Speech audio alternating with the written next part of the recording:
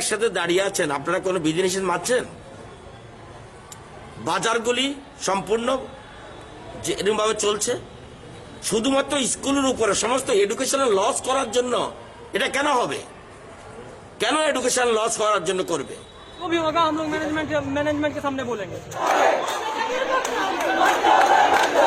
अगरतला में हपानिया स्थित Tripura institute of paramedical sciences यानी टिप्स पर छात्रों ने परीक्षा स्थगित करने की मांग को लेकर आंदोलन किया था, लेकिन टिप्स की ओर से अभी तक कोई नोटिफिकेशन जारी नहीं किया गया। कोरोना के तीसरी लहर से प्रभावित हो सकते हैं कहकर टिप्स पढ़ने वाले छात्र इसे देखते हुए परीक्षा स्थगित करने के आंदोलन में थे। इस बारे में पूछे जाने पर राज्य के शिक्षा मंत्री रतनलाल नाथ ने मंगलवार को कहा कि स्कूल के 8वीं, 9वीं, 11वीं कक्षा के छात्रों ने भी परीक्षा दी थी, लेकिन उन्हें कुछ नहीं हुआ। उन्होंने कहा कि परीक्षा में बैठेंगे तो कोरोना संक्रमण होगा, ये बात बिल्कुल ठीक नहीं है। शिक्षा व्यवस्था में नुकसान लाने के लिए राजनीतिकरण किया जा रहा है। उन्होंने कहा कि ऐसा करने से राज्य के शिक्षा क्षेत्र में कई कठिनाइयां पैदा होंगी। उन्होंने ये भी कहा कि बाजारों में लोग और इक्फाई इंस्टीट्यूट को राज्य सरकार के नियमों का पालन करने की अनुमति दी गई है, लेकिन टिप्स के लिए सुझावों की जांच करना उच्च शिक्षा विभाग के हाथ में नहीं है। ये व्यवस्था स्वास्थ्य विभाग के अधीन है, इसलिए स्वास्थ्य विभाग मामले की जांच कर रहा है। আপনারা যে একসাথে দাঁড়িয়ে আছেন, আপনারা কোনো বিধিনিষেধ মানছেন? বাজারগুলি সম্পূর্ণ এরকম ভাবে চলছে, শুধুমাত্র স্কুলের উপরে সমস্ত এডুকেশনাল লস করার জন্য। এটা কেন হবে? কেন এডুকেশন লস করার জন্য করবে? আপনারা জানেন, আজকেও পত্রপত্রিকায় দেখেছি বিখ্যাত বিজ্ঞানী বলেছে যে কোনো কারণে স্কুল বন্ধ রাখা উচিত নয়। তারপরেও আমরা সতর্কতামূলক ব্যবস্থা গ্রহণ করে আমরা প্রি প্রাইমারি থেকে ক্লাস 7 পর্যন্ত বন্ধ রেখেছি।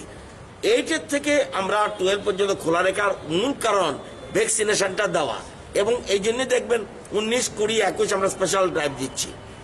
আর ইকফাই প্রাইভেট ইউনিভার্সিটি আমরা কোনো স্কুল বন্ধ করিনি। তাহলে ক্লাসে আসলে ক্ষতি হবে না, পরীক্ষা দিলে ক্ষতি হবে, এ ব্যাখ্যা করতে আসলো। ক্লাসে আসলে ক্ষতি হবে না, পরীক্ষা দিলে ক্ষতি হবে। পরীক্ষা তো সমস্ত বিধিনিষেধ মেনেই করা হচ্ছে, করোনা বিধিনিষেধ যা আছে সব করা হবে। আর ইকফাই যেহেতু বেসরকারি ইউনিভার্সিটি, সেজন্য সে ব্যাপারে আমাদের রাজ্য সরকার থেকে নির্দেশ আছে, আমাদের গাইডলাইন যেন ফলো করা হয়। আমাদের রাজ্যের স্কুলের 8, 9, 10 তারা যদি পরীক্ষা দিতে পারলো, ইকফাইয়ের ক্ষেত্রে আরো বড় ছেলে মেয়ে তারা বা আমাদের কলেজগুলি যারা পরীক্ষা দিতে পারলো, তাদের ক্ষেত্রে কেন বন্ধ রাখবে? এটা কোনো যৌক্তিকতা আছে কিনা মনে হয়?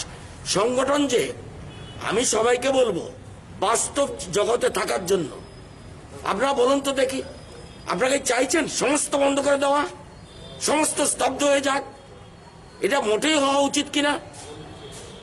আমরা দেখছি যে সতর্কতামূলক যা যা করার সমস্ত রকম ব্যবস্থা আমরা করছি, কিন্তু স্কুল বন্ধ করলেই প্রবলেম সলভ। সমস্ত স্কুল কলেজ বন্ধ করে দাও আর শুধু সবকিছু খোলা রাখো, এই যে তত্ত্ব, এটা কিসের তত্ত্ব? এটা কোন বিজ্ঞানী বলেছে? আমার স্কুল কলেজ বন্ধ থাকবে আর সবগুলি খোলা থাকবে, এই তত্ত্ব কাদের? এর পিছনে কিসের রাজনীতি? এই রাজনীতিতে আমি মোটেই সহমত নই। রাজ্য সরকার স্বাস্থ্য দপ্তরের যারা কর্মকর্তা তাদের সাথে আলোচনা করেছে, আলোচনা করে স্বাস্থ্য দপ্তরে বলেছে 8 থেকে 12 পর্যন্ত খোলা রাখুন এবং সোশ্যাল ডিস্টেন্স মেনটেন করে তার যেন ক্লাসগুলি চলে। আমরা দেখেছেন সব জায়গায় গ্যাপ রয়েছে এবং হিউজ স্টুডেন্ট এই স্কুলে আছে তুলসীবতীতে, কিন্তু তাদের 50% অ্যাটেন্ড করছে, অর্থাৎ এবং তারপরেও যারা আসছে with the concern of the guardian, school খোলা, স্কুল বন্ধ করে দিয়ে, পরীক্ষা বন্ধ করে দিয়ে, আমি স্কুলে আসলে আমার কোভিড হবে না আর পরীক্ষা দিলে কোভিড হবে, এ ব্যাখ্যা কার? কোন বিজ্ঞানী কথা বলছে যে স্কুল বন্ধ, কলেজ বন্ধ, পরীক্ষা বন্ধ? এই যে জিনিসটা, এটা আমি সহমত পোষণ করি না, যদিও ইকফাই বেসরকারি ইউনিভার্সিটি, সেক্ষেত্রে আমার কিছু বলার নেই। টিপস তাদের কি করেছে তারা জানবে, কিন্তু এটা মেডিকেল এডুকেশনের আন্ডারে, এটা উচ্চশিক্ষা দপ্তরের অধীনে নয়। তবুও আমি বলবো স্কুলে গেলে কলেজে গেলে খোলা রাখছি আমরা, ইউনিভার্সিটি গেলে কোভিড হবে না, পরীক্ষা দিলে কোভিড হবে, এই তত্ত্ব কোন বিজ্ঞানীর তত্ত্ব আমার মাথায় আসছে না।